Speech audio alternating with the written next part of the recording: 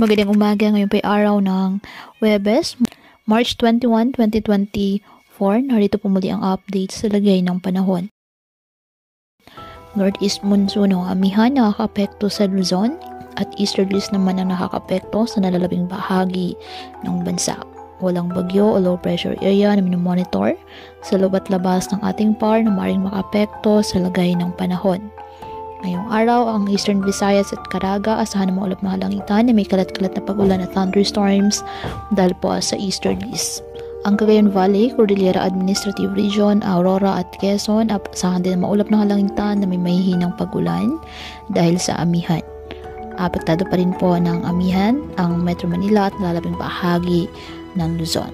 At ang nalalabing bahagi ng bansa, apektado po ng easterlies at ng mga localized thunderstorms. Kaya patuloy pa rin po natin na pinag-iingat ang ating mga kababayan sa banta pa rin po ng mga pagbaha o pag-uho ng lupa, lalo na kapag may malalakas na mga pag-ulan na pwedeng dulot ng mga thunderstorms.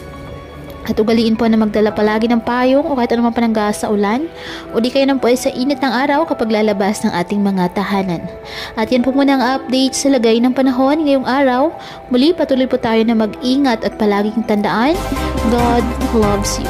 Stay safe and